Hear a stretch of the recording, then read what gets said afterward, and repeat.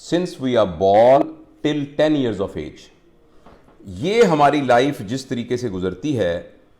95% of the time اس بات کا امکان ہے کہ ہماری باقی زندگی بھی ویسے ہی گزرے گی. یعنی جب ہمارے پیرنٹس کو اس بات کا ہوش ہی نہیں ہوتا کہ میں نے اپنے بچوں کی بنیاد کیسی رکھی ہے،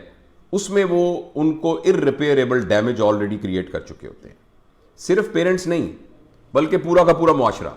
اور پورا کا پورا اسکول سسٹم. یہ بات اب ٹائم ہمارے پاس کم ہے، میں مختصر آپ کے سوال میں عرض کرتا ہوں کہ وہ تمام ایڈلٹ جو اب نارمل بیہیو کر رہے ہوتے ہیں اور جن کے اندر بہت سارے ایسے پرابلم ہوتے ہیں کہ ان کو سمجھ ہی نہیں آ رہا تھا کہ اس کو کیسے ٹھیک کریں، ان کو خود بھی پتہ ہوتا ہے مگر وہ ٹھیک نہیں کر سکتے، ان سب کی بنیادیں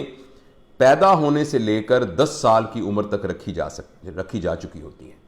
کیونکہ جس وقت بچہ اس دنیا میں آتا ہے تو وہ بالکل ایسے ہوتا ہے جیسے نیا کمپیوٹر، برانڈ نیو کمپیوٹر آپ نے لیا ہے جس میں کوئی سافٹ ویئر نہیں ہے، مگر جو ہی وہ آنکھیں کھولتا ہے تو اس کے اندر سافٹ ویئر اور جو پروگرامنگ ہے وہ ہونی شروع ہو جاتی ہے. اب جس قسم کا پیٹرن ہم ان کے دماغ میں ڈال دیں گے اور جس قسم کے سرکمسٹانسز کے اندر، جیسے فرض کریں ایک بچہ یہ دیکھتا ہے کہ اس کے گھر میں ہمیشہ ایک مرد آتا ہے جس کو سب لوگ کہتے ہیں اس کا باپ ہے، اور وہ جب بھی آتا ہے تو سب لوگ سہم جاتے ہیں. وہ جب بھی گھر میں آتا ہے تو امی ڈر جاتی ہیں، اور اس بات کا بہت امکان ہوتا ہے کہ کھانا کھاتے ہوئے انہوں نے پلیٹ کو ٹھوڈا مارنا ہے، اور ذرا سی ان کی مرضی کے خلاف بات ہوگی تو وہ تھپڑ مار دیں گے اور وہ چیخیں گے اور وہ زور زور سے بولیں گے، اور گھر میں کوئی بھی شخص ان کے سامنے بات نہیں کر سکتا. اب اس بچے کے اندر ایک پیٹرن ڈیولپ ہوگا جس پیٹرن کے مطابق اس کی انڈرسٹینڈنگ میں گھر میں ایک ڈومیننٹ بندہ ہونا ضروری ہے اور وہ مرد ہوگا، اور وہ ساری زندگی اسی پیٹرن کے حساب سے زندگی گزارتا چلا جائے گا.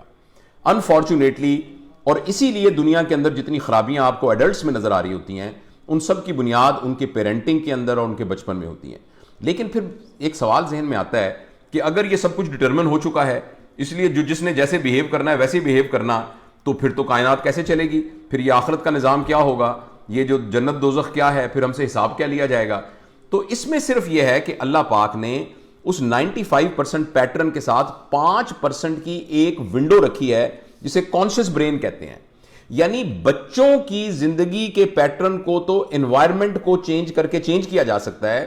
لیکن ایڈلٹ کی زندگی کو صرف انوائرمنٹ کے چینج کرنے سے چینج نہیں کیا جا سکتا. ان کے لیے وہ 5% کی ونڈو ان کو خود کھولنی پڑتی ہے، جس کا مطلب یہ ہے کہ وہ خود خواہش کریں کہ میں بدلنا چاہتا ہوں.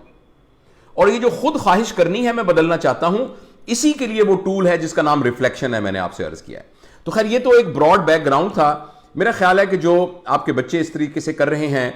ان کے ساتھ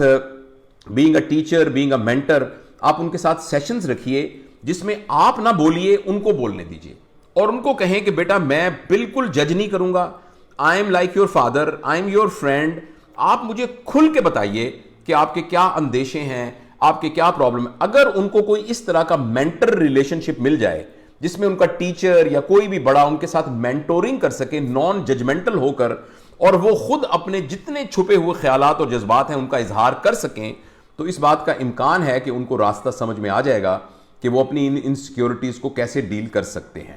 تو یہ تھوڑا سا اوور ویو ہے آپ کے سوال کے جواب میں.